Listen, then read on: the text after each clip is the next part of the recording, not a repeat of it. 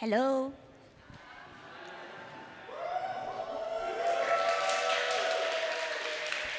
Hi, everybody. Thank you all for being here. Hello, fellow artists. My name is Shavonne, and I am from Singapore. I am a 3D NFT artist, and I just want to give a little history about myself before I go rambling on. I used to be a freelance fashion photographer. I did it for about a decade, and in this period of time, I got to do a lot of things that I never thought I was able to do. Like, I got to be a guest photographer on Asia's Next Top Model, reality TV, not reality.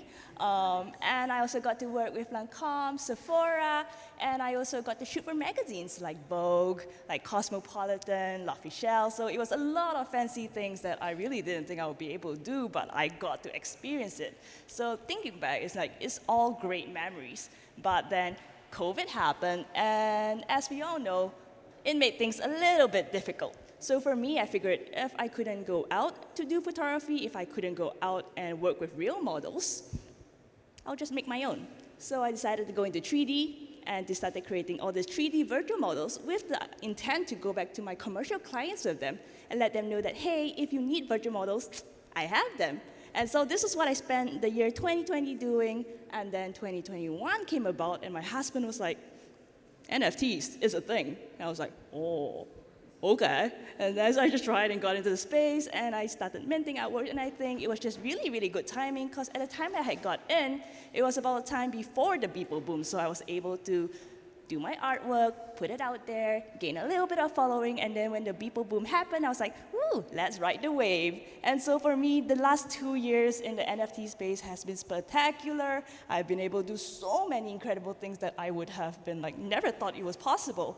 Like I was able to do the Vogue first NFT cover for Vogue. I was able to work with Sotheby's. I was also collaborated with B&O, so it was amazing. I really, really enjoyed it. And so fast forward a bit into 2023. I was going to 2023, I thought to myself, ooh, last 2 years were great, like what am I gonna do now? And I thought to myself, I've been an artist for 2 years now, I guess it's time to have a solo exhibition. And I thought to myself, yeah, let's just do it. And that was really how I just decided to do it. I was like, this time, nobody offered it, but I'll do it myself. Hair toss. And really, I just told people out there, I was like, for me, I really believe about putting things that you want out there, very much because more of accountability. I would tell my family, I would tell my husband, I would tell my friends, I'd be like, yes, so I'm gonna do a solo exhibition. And to me, the things that you tell them is the things that they would then nag you about. They'd be like, hey, so how's your solo exhibition going? And I'll be like, oh, okay, yeah, I need to be pressured into planning things. So that was what I told people. I told people all around me that, hey, this is what I was gonna do. And one of my collectors actually approached me, and he was asking, hey, what are your plans? I told him like, oh yeah, I'm gonna do a solo exhibition. No idea how, but it's in the plans. And he said, in Singapore, I actually have a venue, and I have it for 2 weeks. Do you want it? And I was like, yes. It was great, because during that period, I had no artworks planned, I had nothing created, I had vague concepts, but he was like, you have 4 months, now let's go. And I was like, ooh, yes, I'm gonna do it. And it was just incredible, and that was really just how, that was introduction. I secured my venue. So for me, this venue was really, really cool. It was such a perfect space for me because it wasn't too big. I could go in and I could see myself filling up the artworks in there, and it was just perfect for everything I was looking for. Now I'm going to talk about things I learned. For me, it was really important to know what are the things that you're good in and what are the things you're not good in. If you are like a typical artist, which I am very typical, I'm not great at organizing things, or math, or finance, or anything that is into the nitty-gritty of all of that things. So for me, it was important for me to find a producer. My producer was like a magical unicorn who handled all the logistics for me, asked all the right questions, held my hands during my emotional turmoils, and she really helped me in figuring out all the different things that I needed to do for my exhibition. And I guess for me, it was also really important to invest in my crew.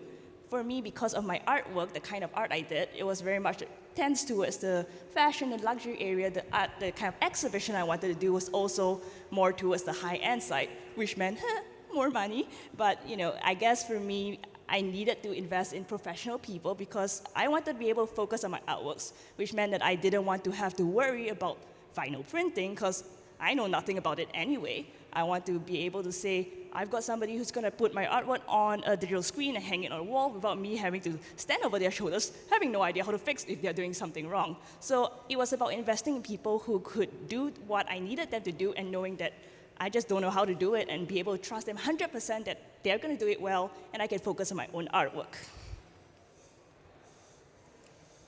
Let's talk money. Woo! Money is a fun conversation. I think as an artist, I was like, I knew that exhibitions were expensive. I just didn't know how expensive. And it was really funny because I think for me, by the time I had realized just how expensive it was, I was too far in. I was like, oh, well, I'm too far in now. I guess I'll just go the whole way. And that was what I guess for me is something that I always do. I just go far enough that I'm like, I just can't go back anyway. But I think budgeting is really, really important. And of course, with finances, it really depends on the country you're based, the location you're using, the vibe of the exhibition you're going for. That just varies all the time, right? But I would say, having a producer would help a lot in that because she'll help you figure out all the hidden costs, like screen rentals, vinyl printing, cable trunking, the cups for the wine, the amount of wine if you're getting people in, the things that I was like, oh, they can drink water, it's fine. But like she was like, no, let's give them wine. I was like, oh, okay, alcoholics. Now, utilizing digital tools. We are in 2023. You guys here are clearly technically savvy enough to figure out NFTs. So for me, I think it's about figuring out what are the tools that are available to us and to use them. And for me, I had used Blender because I am a 3D artist. So I used Blender to figure out the whole space so I could figure out where the artworks I was going to put in. I put the whole space in the correct measurements. And that way I could see the exact size I wanted my artworks to be, the spacing I wanted them to be. And it was really helpful in visualizing the space and then showing it to the people who are going to help put up the artworks just exactly where I wanted them to be. The next one I loved using was ChatGPT. It was like such a good friend for me because firstly, I'm just not good at words. And having ChatGPT help me with the artwork description, exhibition description, the microsite, press releases, it helped me save so much time because it would be something I have struggled with and probably done worse off without it. So for me, I was just really happy to have this thing that made my progress so much more efficient and so much better. Now, the magic of hosting events. As an artist, as an awkward introvert, I get it. I get that being here, coming to an event and talking to people and networking and trying to remember names, it's so hard.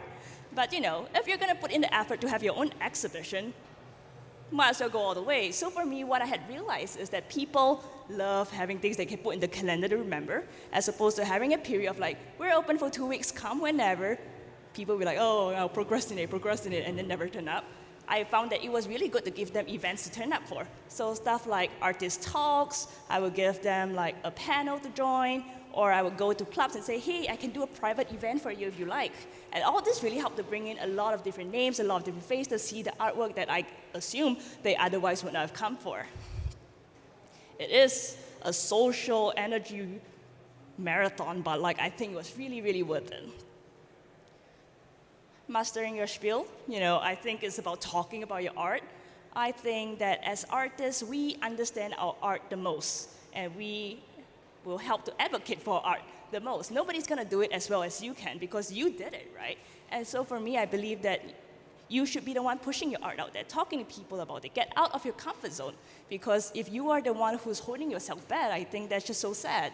So I would say go out there, get out of your comfort zone, and people really just want to engage with the artist. They really sometimes just want to know what was the thought process behind it and put a face to who was the one creating it. So I would really say just go out there and put your name to it. Promoting your exhibition. Let's talk about marketing. Marketing is a pain in the ass. We mostly we all agree that it is a huge pain in the ass to have all of the energy going to selling your work, talking to people about it.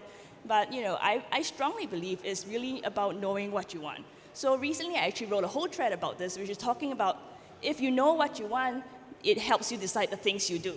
And what I mean by this is that as an artist, You don't have to be on social media. You don't have to be marketing your art. In fact, if you just want to art and be happy arting away, go ahead, fuck social media.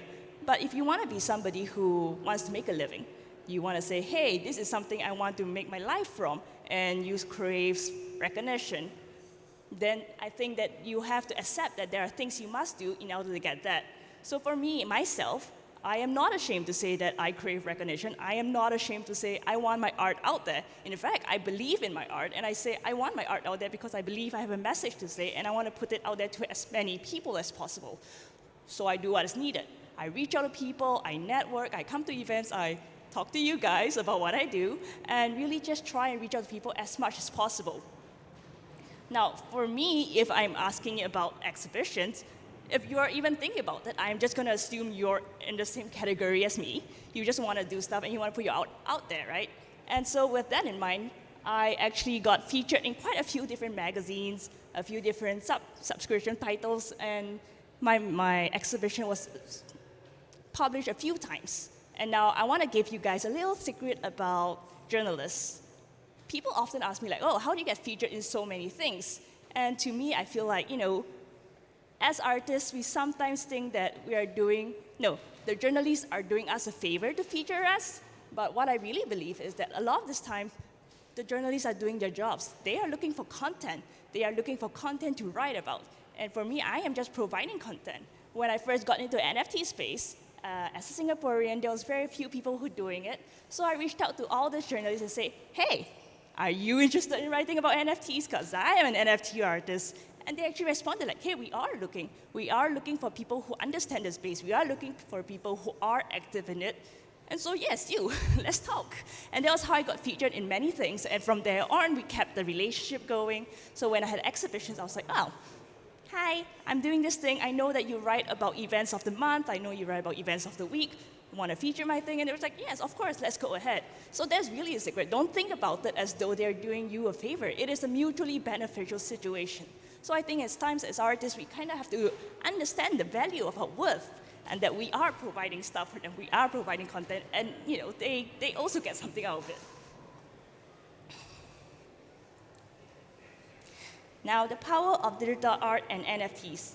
We are all here because we all believe in the power of the blockchain, the power of technology, and I believe that, as an artist, when we create all these artworks and we put it out in the physical realm, it is the best way for people who don't understand it to come by and be like, firstly, I just see this beautiful thing, this beautiful art, and then here you explain, oh, this is NFTs on a blockchain, this is what the technology can do for the art, and that is a great way to really change people's minds, change how their perceptions are about these art pieces. And I really believe as artists, we have that power to do that, right? Because we're already putting our art out there, but we have an exhibition. It's a really great way to pull people in, to listen to you talk about it. And challenges and learnings. I am not going to sugarcoat it. It was stressful. It was hard. I had put in quite a lot of money for it, so it was also like a little bit of a panicky moment for me at times, but I had my moments of doubt.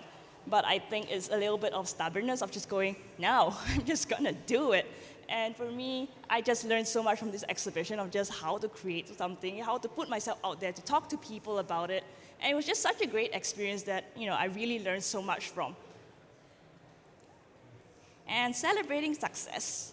I am grateful to even have this page to say that there was success in that I could celebrate. I was able to sell like 4 out of 6 of the one-of-ones I had on sale. And 2 of them actually went to a trade art collector who was walking by, and he saw the screens, he thought it was really interesting. He walked in, and I was like, oh, let me tell you about this exhibition, tell you about my art, tell you about the things I'm doing on the blockchain. And he listened, and he was like, you know what, this is really cool. I'm buying 2. I was like, oh, okay. And that was really how it happened. So I think sometimes there are all these chance moments where people are going to walk around and you wonder like, do I have to stand up to talk to you? And like you could have just missed moments like this because you don't know who anybody is, right? People could be just really interested in your art, but like perhaps you didn't stand up and talk to them and you're like, oh, I didn't hear enough, so I'm not very convinced yet.